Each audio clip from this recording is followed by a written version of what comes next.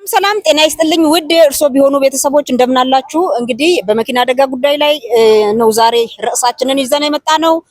እርሶ ቢሆኑ ምን ያደርጋሉ በሚለው ርዕስ ውድ የዩቲዩብ ቤተሰቦቻችን እና የቲክታክ ቤተሰቦቻችን እርሶ ቢሆኑ ምን ያደርጋሉ? በትራፊኮችን ማህበረሰቡን የእርሶን ሀሳብ በኮሜንት ላይ ታስቀምጡልላችሁ። እዚህ ጋር ደግሞ ወንድሞቼን አግኝቻለሁ። እነሱን እስቲ ማህበረሰቡ ምን ይላል የሚለውን እጠይቃለሁ። እንግዲህ ወንድም አለም ስምህ ማን ልበል? አዲስ አለማየሁ። እሺ አዲስ አለማየሁ በጣም አመሰግናለሁ። የተያያዘ ነው ደግሞ ከክቡር አዲስ አለማየሁ ስም ጋር እና ወንድሜ የመኪና አደጋ እንደ ባህል እየቆጠር ነው። በጣም ብዙዎችን እንደምታየው እኔም ወጣት ነኝ፣ እኔም የአደጋው ሰለባ ነኝ። እንደው ምን ቢደረግ ይሄ አደጋ ይቀንሳል? ሀገራችን ላይም ደግሞ ኢኮኖሚያውም ሰው እንደምታዩ ወጣቶች ነው እያለቀ ያለው። ለምን እንቅስቃሴ ወጣቶች ብዙ ከሀገር ወደ ሀገር እንቅስቃሴ የምናደርገውና ምን ቢደረግ አደጋው ይቀንሳል ብለህ ታስባለህ?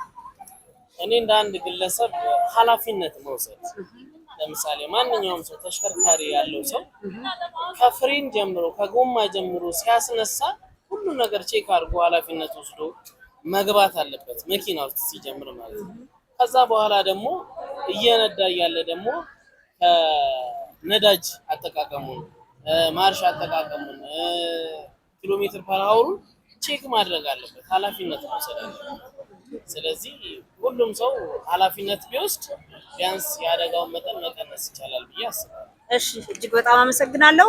እንደው ባለ ንብረቶችስ ምን ቢያደርጉ ይሄ አደጋ ይቀንሳል? ከባለ ንብረቶችም ከአሰልጣኝ ተቋማትም ደግሞ የትራፊክ የመንጃ ፍቃድ ከአሰልጣኝ ተቋማትስ ምን ቢያደርጉ አደጋው ይቀንሳል ብለህ ታስባለህ? ያው ተመሳሳይ ነው። ሁሉም ባለድርሻ አካላት ኃላፊነት መውሰድ ቢችል፣ ለምሳሌ መንጃ ፍቃድ የሚሰጠው አካል መንጃ ፍቃዱ እንዴት ነው የሚሰጠው? የትምህርት ደረጃ ሲቀበል ቁጥጥሩ እንዴት ነው? እውነት አለማምዶ አሰልጥኖ አብቅቶ ነው ወይ የሚያወጣው ወይስ ገንዘብ እየተቀበለ ነው? ጉቦ ሙስና እየተቀበሉ ነው ዝም ብለው የሚመነዝሩት የሚቸረችሩት የሚሰጡት የሚለውን ነገር እሱም ባለድርሻ አካላት ኃላፊነት መውሰድ አለበት። አንድ ሌላው ደግሞ ሰልጣኙ ራሱ ገንዘብ ከፍዬ ይሄን ነገር ማግኘት ይችላል ብሎ በዛ መንገድ ሙያዊ ብቃት ሳይኖረው አደጋ ሊያስከስትበት የሚችልበት መንገድ አለ። የሚሰለጥነው ራሱ ነገ እኔ ተሽከርካሪ ስነዳ ኃላፊነት መውሰድ አለብኝ ብሎ ማሰብ አለበት። ሙያውን ቲዮሪውንም ፕራክቲካሉንም ነገር ማወቅ አለበት እና እያንዳንዱ ስቴክሆልደር ኃላፊነት ቢወስድ በግሉ አንዱ ውስጥ ባይገባ ሁሉም የራሱን ኃላፊነት ቢወስድ ቢያንስ የሰው ሞት አደጋን መቀነስ ይቻላል ብዬ አስባለሁ። እሺ እጅግ በጣም አመሰግናለሁ። እንደው ከህጉስ አንፃር ህጉስ ምን አክል?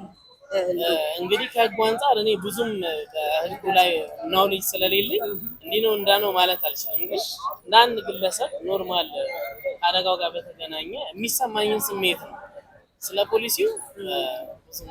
እሺ እጅግ በጣም አመሰግናለሁ ወንድም፣ እግዚአብሔር ያክብርልኝ። አመሰግናለሁ። እሺ እኔ ወንድም፣ እሺ አባ፣ እሺ